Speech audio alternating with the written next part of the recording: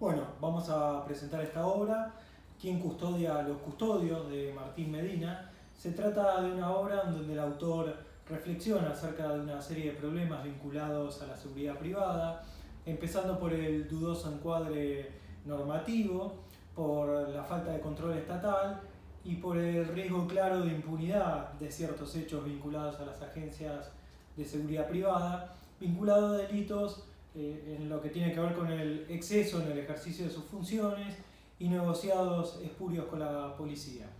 Bueno, principalmente lo que va a señalar el autor es que en materia de seguridad pública encontramos tres agentes que tienen el papel fundamental de llevar a cabo esta tarea, que tiene que ver con el Poder Judicial, el Servicio Penitenciario y la policía. Estos agentes conformarían lo que es el poder punitivo del Estado o el monopolio legítimo de la fuerza, o sea, la violencia física y la coerción. Sin embargo, señala el autor que en lo que tiene que ver con el aparato policial hay una tendencia a la privatización de facto de este servicio. En este sentido, las empresas que están encargadas de brindar seguridad, no estaría claro cuál sería el fin que tienen, cuáles serían sus fundamentos, cómo estarían constituidas y qué tipo de prevención harían. Entonces el autor, en función de estas preguntas, lo que se plantea es si las agencias de seguridad privada velan por el interés de toda la sociedad o solamente por aquellos a quien pagan por este servicio. Entonces,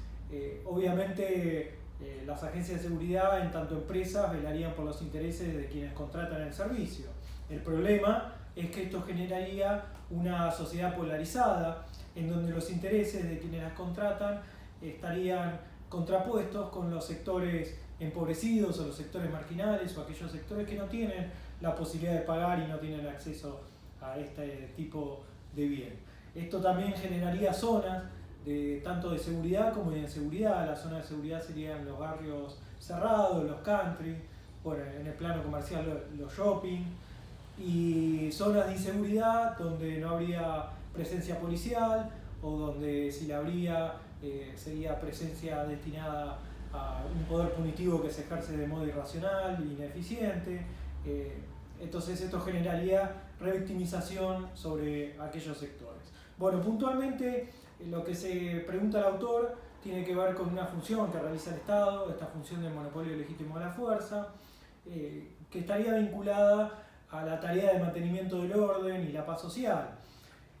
Habría una función de prevención ahí en lo que sería la tarea policial, que se contrapone con el interés privado de estas agencias, que tienen un fin de lucro. En este sentido, hay que entender que la inseguridad urbana, la inseguridad en la ciudad, está enraizada en profundas desigualdades sociales y que esto genera que haya sitios de riesgo contrapuesto con comunidades cerradas, estos barrios que hablábamos, cerrados, y los country, que en general se caracterizan por una desconfianza hacia afuera, por un temor a todo lo que no tiene que ver con ellos y con su vínculo, y con una intolerancia, ¿no? Esto genera una gran dañosidad social. Bueno, las causas de la inseguridad en la urbe, el autor dice que hay que entenderla en su conjunto y no de forma aislada. En este sentido, hay que entender que la marginalidad, el desempleo, las subculturas criminales son causas del delito, así como también la impunidad de los poderosos, la violencia que se transmite en la televisión, la droga, el alcohol, la falta de contención familiar, la corrupción policial, etcétera, etcétera. Todo esto genera una crisis del Estado en materia de seguridad que, frente a la imposibilidad de prestar un servicio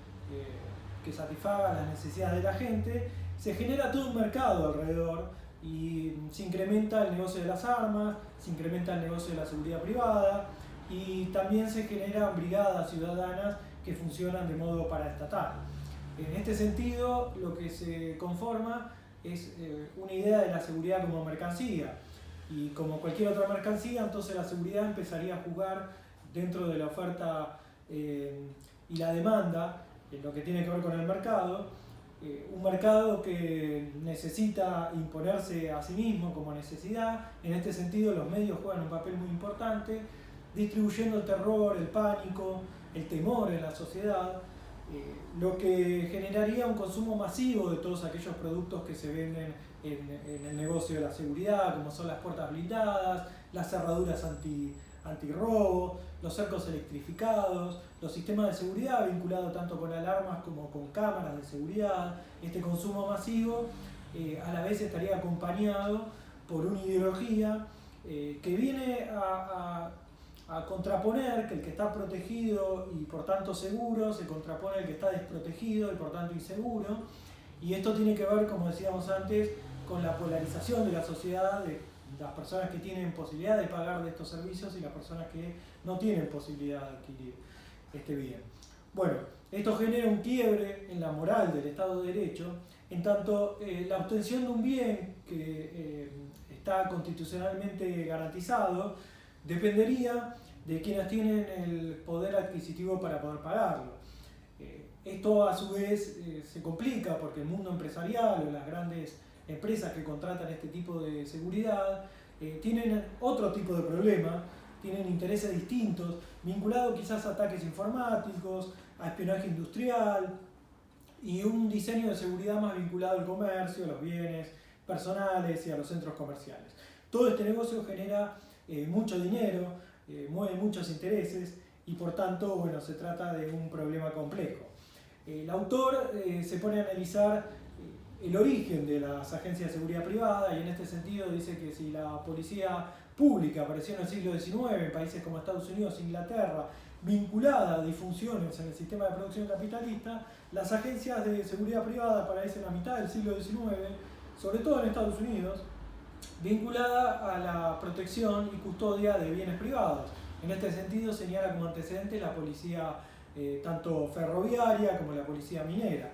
Bueno, en lo que tiene que ver con las funciones de las agencias de seguridad, podemos encontrar que están vinculadas al cobro de deudas morosas,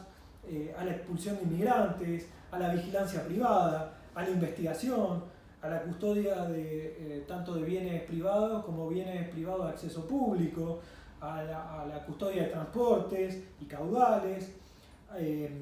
al oficiar de servicios de guardaespaldas, de protección personal. En este sentido, si la policía realiza tanto una tarea de prevención como de represión, las agencias de seguridad estarían más vinculadas a brindar un servicio de prevención, más bien de disuasión.